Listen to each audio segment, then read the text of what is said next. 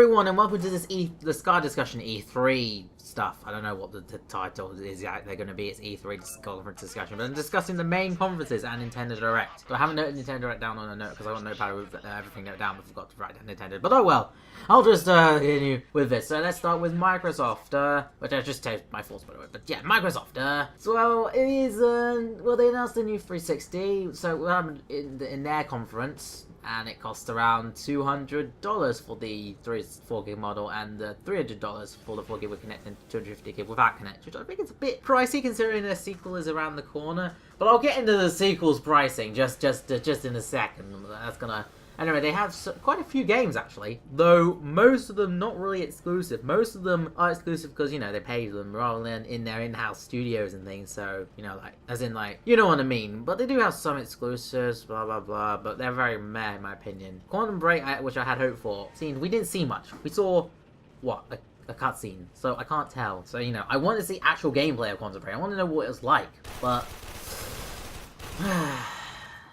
unfortunately, that's not the case. Anyway, most interesting game for me was Killer Instinct 3 because it's a fighting game and it looked cool. There was Dead Rising as well, but they were powered with the freaking foam thing, and you know. But yeah, Killer Instinct 3 was alright. There was also Project Spark, that was alright. Whatever. Anyway, the next topic. Oh yeah, the most interesting feature was Twitch TV. So it's, as in, you can stream onto Twitch TV and you can watch. I don't know if you can watch streams on Twitch on Nexus Month. I think you can, but I know you can stream directly to Twitch, which is very nice. It's very nice. Twitch integration. Good for them for doing that. That's probably the best. But for the most part, it failed to impress me. They had one chance to impress me, and they kind of failed for me.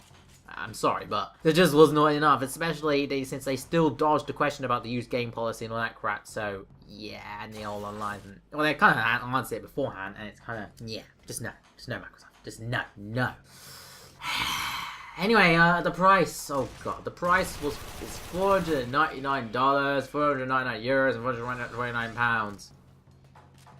No, don't. Who's gonna buy? I mean, you're pretty much falling to what Sony did with the price of the original PS3 back in the day. But all you're offering is less, and I'll get back into that in a bit. But like, I mean, okay, maybe the Kinect. I assume the Kinect's probably gonna. You probably have to pay like £100 less, so we'd actually save money if they wouldn't freaking put the Kinect in. But it's forced upon this family, so you know. Anyway, EA, let's go to EA, because mine's also important, but let's go to EA. EA wasn't that interesting. I think the most interesting game for me had to be Plants vs. Zombies Garden Warfare. That intro in that game was pretty awesome, in my opinion. But it wasn't really too much. And there were too many damn sports! Freaking sports! Sports. Yeah, I'm not interested in EA, okay? I'm not interested. But they were just, it was like, guys, just stop, right? The sports. I guess I have to associate EA with sports because that's what they are, but oh well. Ubisoft's next was mostly meh for the most part. I think I mean the game's interesting. Like Watch Dogs, they only had like a CG trail. I was like, at the Ubisoft conference anyway. I was like, something's there. Yeah, it was but then came the Division, because I was in a call like Theo and Theo Connor and Miles and all them lot. I was in a call with everyone, and the Division. Well, that looked awesome. It's on PS4 and Xbox One, and it looks... Basically, think of The Last of Us multiplayer. I'm going to be honest, The Last of Us multiplayer looks really generic, and yeah, it's not great at all. But it was what they apparently said it was going to be. So this is pretty interesting.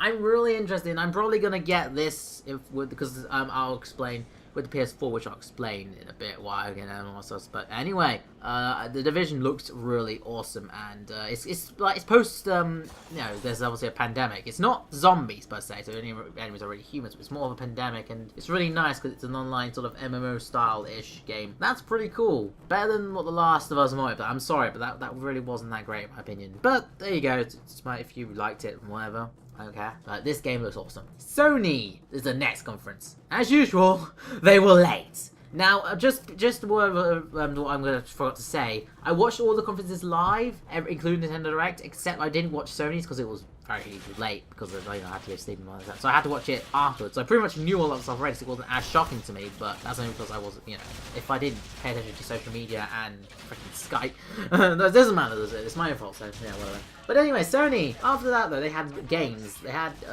quite a few games. They did go off topic into the TV, but they didn't go throughout the whole conference. Luckily, they actually showed games on like take a note, Microsoft. You can show TV, but talk about games most of the time. And they did. But like, the most important part is games. Games I'm interested in at the moment that I saw. So, Infamous Second Son looks freaking... I'm a fan of the first game. I've never played the second, but I really want to, because I have seen many videos on it. It looks awesome, the second game. And I have seen the previous story, so I don't know if I would or not. But, I don't know, I might play it just for the gameplay, but... I don't know the whole story of it. I just know the basics, like beginning, a little bit in the middle, and definitely the ending. But yeah, Second Son looks awesome. So we have, and also there's Drive Club, which looks awesome still. Well, they didn't really give much, but they gave a nice sort of trailer, which I thought was pretty cool. I'm interested in it. It's kind of, and it's basically a sort of like club racing, yeah, team race-based racing, and it's kind of like an cross between an arcade sim. It's not really a simulator, but it's not. I don't know. It's kind of in the middle. It's cool though, and Gravely looks really good, and it's basically to make you feel like you're in a club kind of thing. It's cool. Oh yeah, and Watch Dogs, obviously that's well, you know, the whole game, the whole hacking game, open world game. That was pretty cool, but they actually showed gameplay at the Sony conference. So I guess they're Ubisoft. They wouldn't show it at Ubisoft. They showed it at Sony, and it looks pretty cool. They did have a lot of mobile and tablet integration. I'll talk about that. It's I don't know. Now, I do like that and all. I don't know. To me, I don't want it to become like a gimmick, because tablet integration, mobile integration in these games sounds cool, but it seems to be everywhere, so I don't know if they're going to really add value to it. Hopefully, these games so far seem alright with it, but it's just, the reason why I had a problem with it, I didn't really, is because I don't want it to become like some gimmicky thing.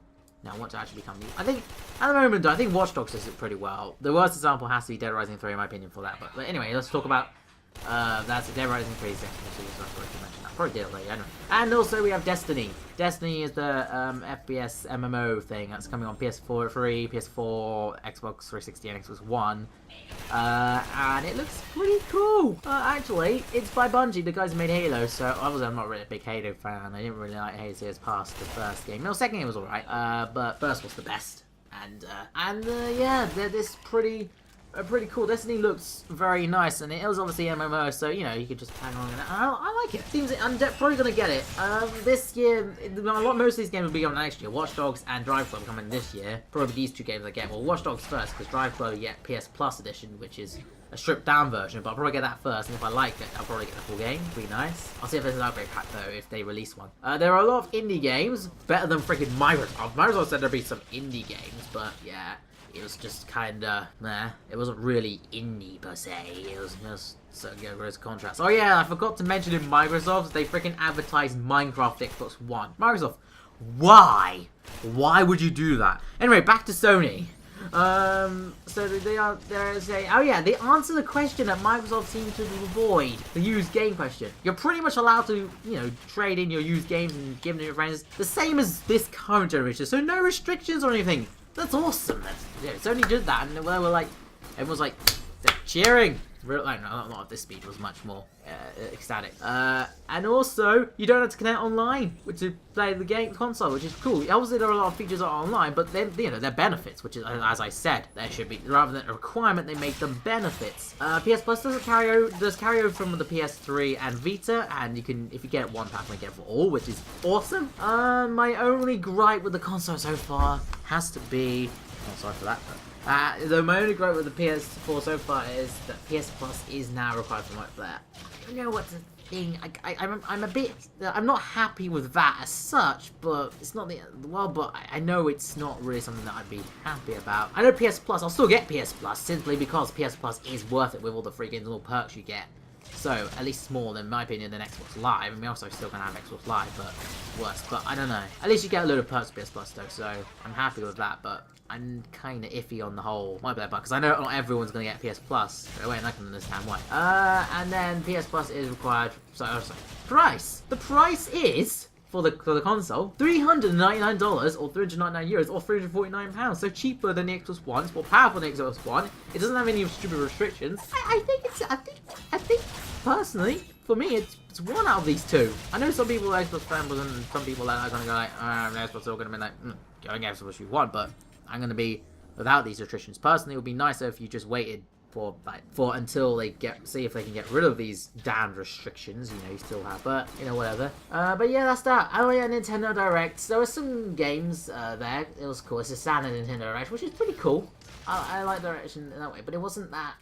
It was a bit meh for me. I can understand for Nintendo fans, and I can understand why, because a lot of the games didn't interest me, but that's because the stuff like, you know, Legend of Zelda and things like that, Wind Waker and stuff, I was not really a fan of those games, which is why. But I can understand why for those fans of the game. So I'd say it's successful from a Nintendo fan point of view, I would say. But from someone who's not really a huge Nintendo fan, it doesn't really make me get you Wii. There are only 2 games that interest me personally, and that was Bayonetta 2, possibly Super Smash Bros. As well. So yeah, Super Smash Bros. Although I didn't really care about the inclusion of Mega Man. I'm never really a Mega Man fan, but oh well.